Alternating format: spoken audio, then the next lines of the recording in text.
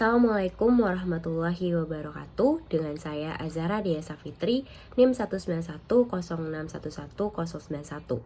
Pada video kali ini akan menyampaikan analisis persoalan invasi Rusia ke Ukraina yang menjadikan fasilitas umum sebagai objek sasaran militer. Berita utama kali ini datang mengenai invasi Rusia dan Ukraina. Seperti yang kita semua ketahui bahwa telah terjadi invasi antara Rusia dan Ukraina sejak Februari tahun 2022. Hal tersebut didasari oleh pergantian rezim pemerintahan Ukraina serta demilitarisasi dan denazifikasi Ukraina. Namun, ramai diperbincangkan terkait objek sasaran militer yang kontroversial, di mana Rusia diketahui menyerang beberapa area sipil yang telah dilarang oleh Konvensi Jenewa 1864. Invasi Rusia ke Ukraina telah diketahui menghancurkan ratusan rumah sakit dan institusi kesehatan lainnya. Akibatnya, para dokter tidak memiliki pasokan obat untuk menangani kanker maupun melakukan operasi untuk penyakit tertentu. Hal ini diungkapkan langsung oleh Presiden Ukraina Volodymyr Zelensky dalam pidato video kepada kelompok amal medis Kamis 4 Mei yang lalu. Tak hanya itu, serangan rudal itu pun turut merusak lebih dari 1.000 apartemen, 11 lembaga pendidikan, dan yang paling parah merusak rumah kebudayaan di Lozova. Adapun korban jiwa, setidaknya rudal tersebut melukai 7 orang, termasuk seorang anak berusia 11 tahun, seperti yang diungkapkan oleh kantor Presiden Ukraina. Sementara itu, lebih dari 5 juta orang telah mengungsi dari Ukraina sejak Rusia melancarkan serangan pada 24 Februari yang lalu. Mereka mengungsi ke negara-negara tetangga seperti Polandia dan Moldova. Hal itu diungkapkan oleh Komisioner Tinggi PBB untuk Pengungsi atau UNHCR. Berita lebih lanjut akan disampaikan oleh teman saya, Azara Dia, yang akan melamporkan tentang analisis persoalan invasi Rusia ke Ukraina yang menjadikan fasilitas umum sebagai objek sasaran militer yang disiarkan langsung dari tempat kejadian. Selamat siang pemirsa, di sini saya melaporkan langsung dari salah satu rumah sakit di Ukraina yang telah dibom oleh Rusia.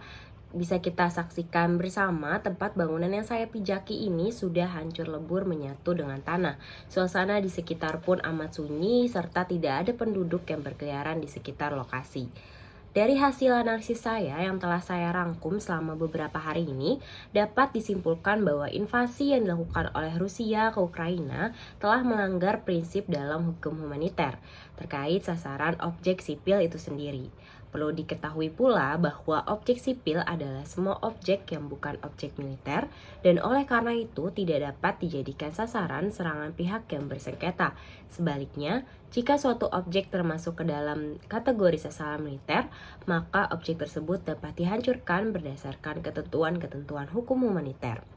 Telah diketahui pula pada pasal 52 ayat 2 Protokol Tambahan 1 1977 yang dirumuskan sebagai berikut. Objek-objek militer dibatasi pada objek yang karena sifat lokasi tujuan penggunaan memberikan sumbangan yang efektif bagi operasi militer, dan apabila objek itu dihancurkan, sebagian atau bahkan seluruhnya telah diduduki, dinetralisasi, akan memberikan keuntungan bagi militer yang sangat berarti. Namun bisa kita lihat sendiri bahwa bangunan di belakang saya menjadi contoh konkret bahwasanya dalam sebuah konflik bersenjata, warga sipil yang menjadi korban tidak hanya menderita karena terkena serangan langsung dari sasaran konflik bersenjata, namun ada hal lain yang menyebabkan penderitaan warga sipil menjadi sangat menderita akibat objek atau fasilitas sipilnya yang tidak dapat digunakan sebagaimana fungsi dari kegunaannya. Seperti yang kita tahu pula bahwa dalam hukum humaniter internasional terdapat prinsip-prinsip yang fundamental seperti prinsip kemanusiaan, prinsip kepentingan militer, prinsip proporsional, prinsip pembedaan, prinsip hukum humaniter internasional tentang larangan menyebabkan penderitaan yang tidak seharusnya. Lalu berdasarkan hasil analisis saya pula bahwa pengeboman beberapa lokasi objek sipil di Ukraina ini telah melanggar prinsip pembedaan atau distinction principle yang memiliki tujuan untuk melindungi penduduk dan objek sipil dengan membedakan apa dan siapa saja yang boleh diserang maupun yang tidak boleh diserang. Hal ini seperti yang tercantum dalam ketentuan dalam Protokol Tambahan 1977 yang mengatur perlindungan objek sipil dari sasaran-sasaran akibat adanya konflik bersenjata, tepatnya pengaturan ini yang terdapat pada pasal 57 di mana ditentukan sebagai dasar bahwa dalam melakukan operasi militer harus selalu diusahakan untuk menyayangi atau melindungi penduduk sipil, orang sipil, dan juga objek sipil.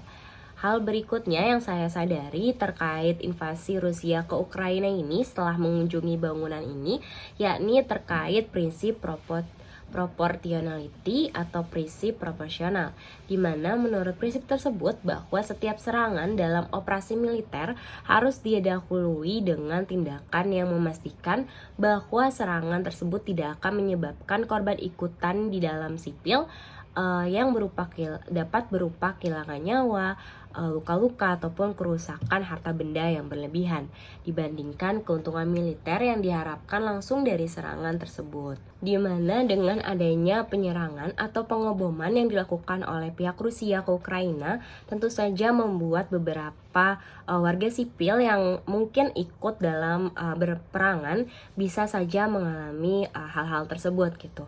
Ya, demikian mungkin yang bisa saya sampaikan. Kurang lebihnya mohon maaf. Wassalamualaikum warahmatullahi wabarakatuh.